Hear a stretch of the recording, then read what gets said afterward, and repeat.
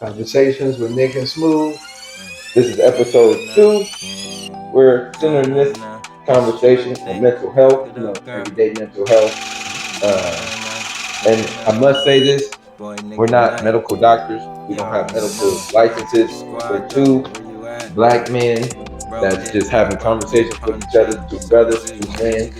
So, You know what I mean?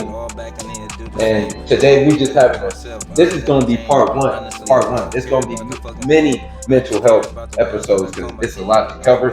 But today's episode is just talking about how we came up and the dynamics between having a single parent and how that shaped our mental health as we got older. so I can start off with my experiences and the type of things that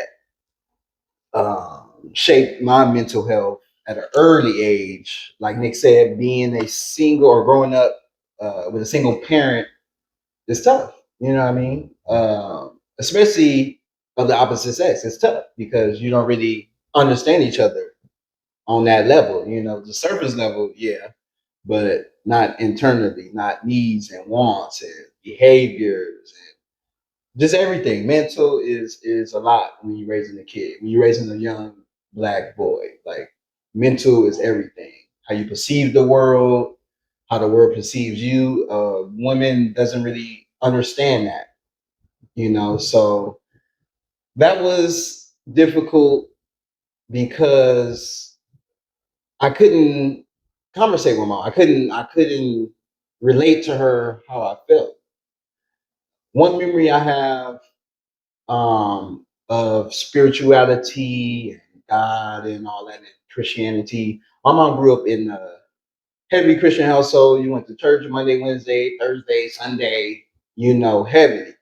But when I was raised up, it wasn't like that. So I didn't really get into Christianity deep, deep, deep like my mom did. So at the time, I didn't know what it was, but I gravitated towards spirituality. But I didn't know how to explain spirituality to my mom because she never brought that to my attention. I had to read any books. None of the homies, none of the homegirls told me anything. Teachers never told me nothing. So I didn't really get it. I didn't really understand. And when I expressed to her, I didn't get it. I didn't agree with it. She would call me atheist. And that's huge. That's huge. Like, how do you call your son an atheist? You know what I mean? Because you don't understand. But that's just a lack of knowledge. And I grew up and I understood that. But yeah, that's one big example of mental health. Like that really shaped everything for me up into my 30s. I'm 37 now. It's a lot of correction. Yeah. It's a lot of correction I have to do. Yep. Because I did not know. I didn't have a man, and not to say that every man gonna know just because he's a man. Of course, I could have, I could have had a father, and he could have been fucked up, and he could have not known about mental health and how to deal with struggles in life and everything.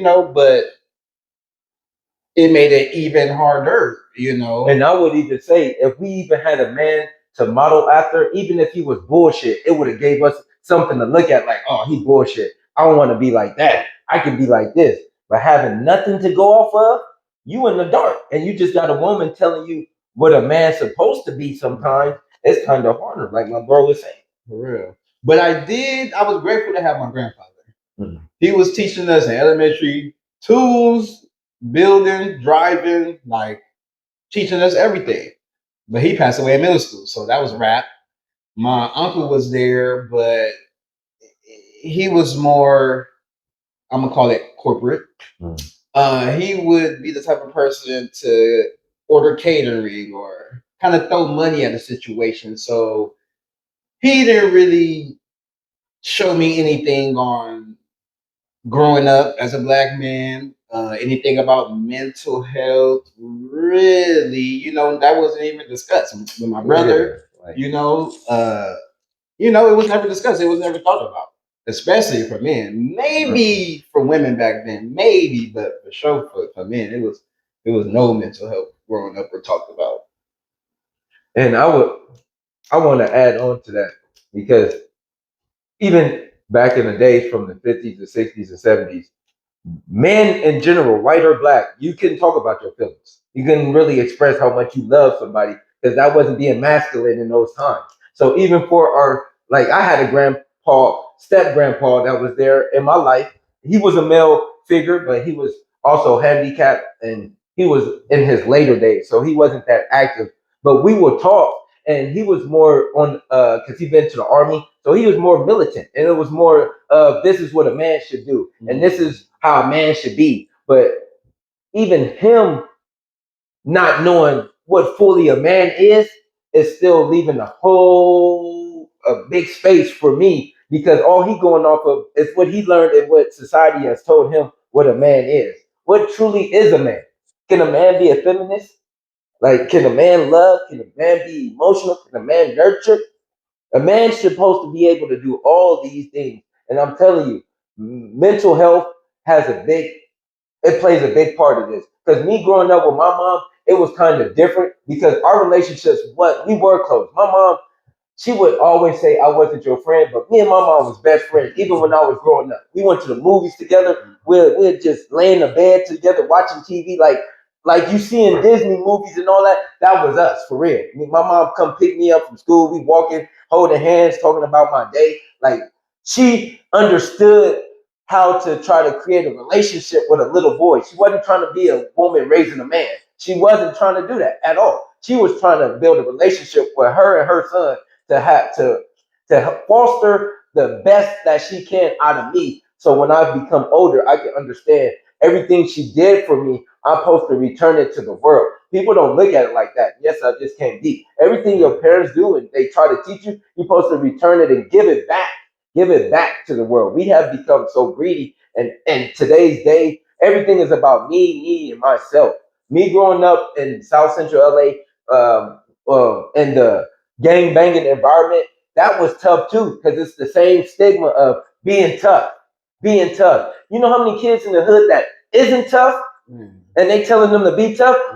The majority ain't, because they don't even know who they are as they grow up. 0.99. Like, they don't even know. So being tough is not going out there and robbing somebody, going out there and shooting somebody. That's being ignorant, to tell you the truth. That's just being ignorant. Being tough is knowing how to make it through situations when you don't know where you're gonna get your next meal from, when you make it through situations where you don't know you're gonna get the next answer from. Like, that's really striving through mental health. And that's one thing we're trying to build on today, because it's like he said, I can repeat the same thing he said. I'm 36 and I'm trying to unravel all this mental stigma and stuff that I'm trying to grow up from, and everything that I learned that I felt was wrong, that I was taught. And now I have to unravel all that and relearn all this other stuff at 30 something years old. So just imagine the things that men and women go through at a certain age when they have to unravel all this stuff. Because look at us today. That's why we're having this conversation. Like, it's easy to just say, all right, I'm gonna just forget about my past life. That's what we do. Like, F that. I'm gonna just keep going on. You're gonna keep going on, and you're gonna break down one day like a car on the side of the road. Man, tell me. I remember that's a great point. My grandfather passed, and I think that was the first big funeral, like big funeral. And I didn't cry. And I was like, what the fuck? Like, that's my grandma. That's my grandfather. I love my grandfather. I was with my grandfather side by side. He would go to the horses at Hollywood Park, and we would sit in the car. Like, we would chill in the car, wait for him. Like, everywhere he went, and my grandmother, that's who we wanted to be with. You know, that's who we wanted to be around. That love, you know. And we get love from only certain places, like how we're trying to talk about our moms and the single parent issue in our community, usually in the low income, Hispanic, Black, whatever, even in white communities, the single mom issue with the mental health, because it has a great combination. It comes together so greatly when you get older and when you try to grow as your own person, and then all the things you have to go through. And then now you, like, I'm in therapy right now. I go to therapy I wanted to, because my mom passed away. I might have should bring that up. My mom passed away when I was 21, so it's a lot of questions. Just imagine how many questions I have to ask her at this age. Like I tell people, because a lot of people used to say, I used to hear this cliche back in the day, like you need your parents when you're young. I think it's the opposite. I think you, as long as you make it through when you're young, when you become an adult and older, that's when you really need that wisdom and the talking to with your parents to know how to navigate through different things. Because we don't know. We're a blank canvas at that point. And all we know is what we saw on TV. Well, today's social media, and look what social media doing. Social media with mental health, it got kids killing themselves. Suicide rates is going through the roof. People being bullied, the cyberbullying stuff. And this stuff is real. What was the percentage that you said of suicide for black men? What was the rate? It's high. It's high. We got to really. I think we tend to. I think now we tend to uplift. Not everybody, but I think in society we tend to uplift a side, and then we don't talk to the other side. And I feel like right now our men are being left out. It's getting better for sure. It's getting better because when I was growing up, you didn't talk about this shit. You was being called a pussy, soft, like it was no therapy. It was no none of that. It was hood therapy. That was in our community. You go smoke weed, you'll smoke a blunt with your homies, and we all 16 with no life experience talking about what we should be doing as men. At 16, when your frontal lobe is not even fully developed till you 25, and I feel like 28, 30 now, because the way parents is raising kids, you're developing even slower now because they're not putting the pressure on you to become an adult. And we don't want to rush kids to adulthood, but it has to be some kind of meeting point where you come transition from a child to an adult. And that's for everybody. And it's like right now, a lot of parenting in our society in America, it's like, I'm gonna let you be a child for as long as you want to. You can be 25, still be a child, 30, still no. At 18, we don't want to kick kids out the house. You don't want to do that. But it's time to start looking for a job, going to school. You have to start transitioning to that life because the number one reason you do that as a parent, you're not going to be here forever. They can't rely on you forever. That's the one reason why you're trying to transition your child from being a child into an adult so they can take care of their self and their well-being and their mental issues. And when you die, like me, my mom, I have to tell this story now. My mom, I lived with my grandma until she died. I was 26 years old. The day my grandma died, I literally didn't know what to do. I swear to you that when she died, I was looking around like, what do I do now? Because I lived with her so long and I lived off of her for so long. I didn't have my own way, my own avenues. I didn't have my own ideas of who I was and what I wanted to be. I was a strong person. I have a strong personality. I'm out there. I'm go getting whatever. But at the end of the day, I didn't know who Nicholas Isaiah Watkins was and what I was going to contribute to this world because all I wanted to do was play basketball. And when I got older, I realized basketball ain't shit in the entirety of the real world. If I really want to help people, playing basketball ain't helping people. That's just helping myself and my family. So I had to dig deep and figure out what I had to do in my next stages of life. I go by 25-year intervals. I believe I'm going to live to 100. So I got 25, then 25 to 50, then 50 to 75, and 75 to 100. Right now, I'm at 35. I'm in the middle of the second interval. What am I going to do from this point on to the end of my life to satisfy myself and my hunger to who am I as a person when my grandma died and I was crying, not knowing who I was? That's what I'm trying to change, especially with my mental health. And that's what can help you. Confidence, just a support system, like Smooth said, his brothers, his mom, everybody that was there supporting him, they help you with the transition, but they got to want to help you at the same time. They got to. We could stop it for a break. We could like, I don't want to leave that big ass. How much time is? Yeah, everybody, we just want to close it on out. This was episode 2 of mental health. We just talked about the dynamics of the family and having a single mother and growing up as a single, a black child, a male black child in society today, especially coming out of South Central with all the masculinity and the misogynistic shit. Like We just trying to give y'all an understanding, and it's gonna be other episodes too, and we're gonna talk about this. But we just wanted to give y'all a little bit of what we feeling and what we thinking. This is our conversation. What you got something to close them out with? And no matter what we talk about, we try to give you the perspective. We don't try to really go outside of that and get other people's views because that's other people's views. We can't speak for other people. We want to try to give you the facts, any facts, because we're going to have to talk about some facts around this. But we want to give you the facts, resources, where it came from, so y'all can look it up. Because the whole point of this is to get it up, research, talk. After looking at this, you may want to share this with your homies and talk about this in your family, your household, co-workers. The whole point of this is to get the conversation out, to get it going. That's the whole point, to stop being uncomfortable.